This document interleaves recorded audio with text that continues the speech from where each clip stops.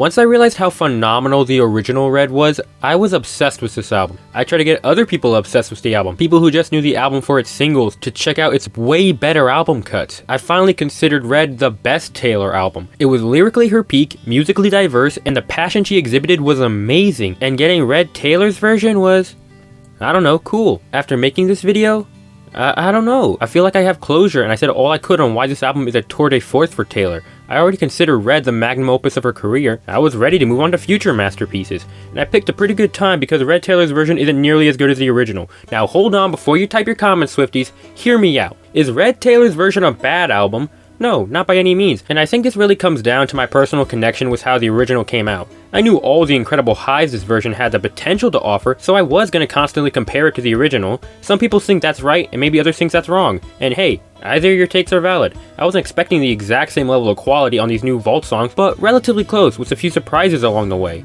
And hey, the new songs did surprise me. Almost all of them are great, and with an exception or two, I get why they didn't make it onto the final release. Matching a lot of the soaring highs the original 16 did is incredibly difficult, and I wouldn't fault the songs at all for that. Better Man and Babe are so much better when they're done exclusively by Taylor and not these bozos. And good God, I bet You Think About Me had no right to go this hard. Musically, it's a bit off from the original 16, but I wouldn't mind kicking We Are Never Ever Getting Back Together in place of this. Really good stuff from Laurie McKenna and Stapleton. I think Chris Stapleton has realized over time to hold back when he's on a collab. He definitely does here in order to not outshine Taylor, so it'll be interesting to see what happens when he teams up with Adele. Harmonica continues to go extremely hard with Taylor's music. First Betty, and now this. Just keep adding that sweet, sweet instrument, Taylor.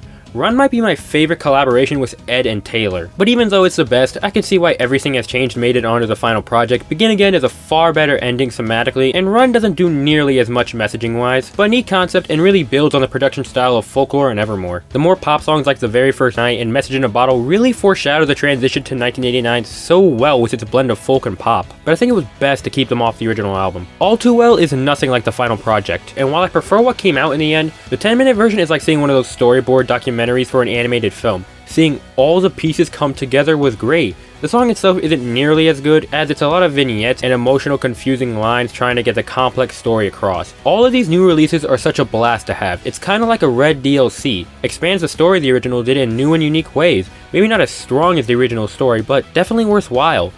But with that said, the original 16 tracks is where the complaints start to build. I consider their new recordings all good. Musically and vocally, they are a lot cleaner, but with every listen to the original 16, the more their problems weigh on me. A majority of the bombastic songs on the record feel incredibly unfinished, production is not as clear and precise as the original Red, and I sorta knew that going into this with key collaborators not returning for the project. Their influence was incredibly crucial on the original album, and their absence shows greatly on this record. To put it into perspective, when Taylor teased some of the songs a few months back, everyone reacted by saying, "They're unfinished, they are demos, don't worry." But turns out, nope.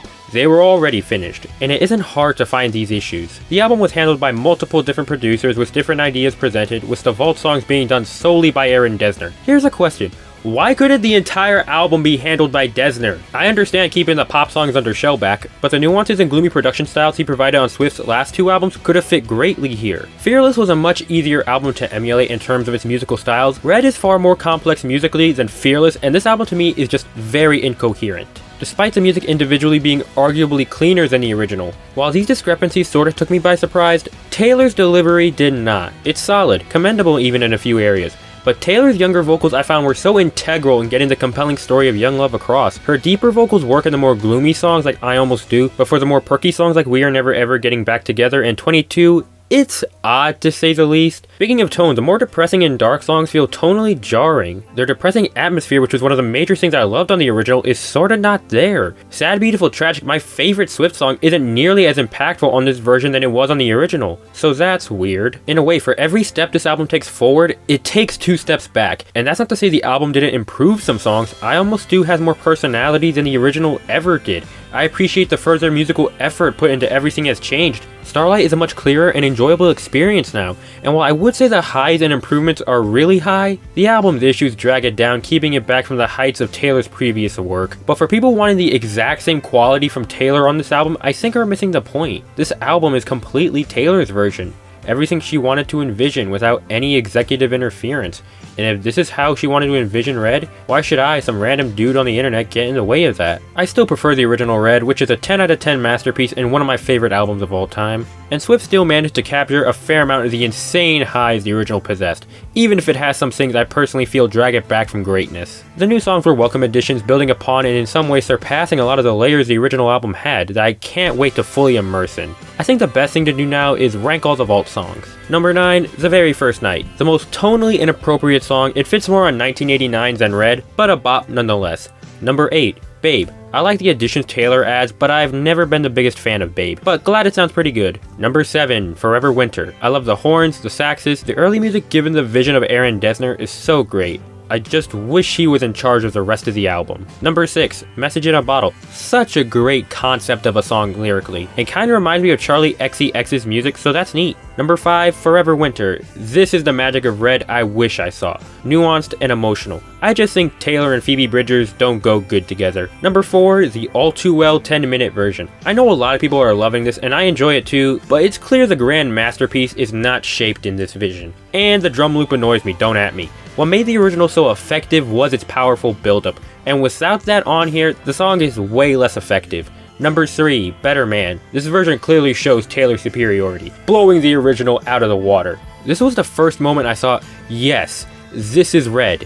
This is what Red is about. Nuanced storytelling, emotional delivery. Number 2, Run. Ed and Taylor have never been this good together. The dynamic they have is excellent, and it's quickly become one of my favorite songs this year. Number 1, I Bet You Think About Me. Ridiculously petty, absolutely hilarious. Stapleton and Taylor have great chemistry, and the fact that Laurie McKenna and Taylor Swift work together makes me wish we could see more of them together. This just shows the magic they can accomplish. So that's Red Taylor's version. Still commendable, but a few flaws keep it in the original's shadow. Rating wise, I'm feeling a strong 7 out of 10 on Red Taylor's version. Now I want 1989. Give me style Taylor's version.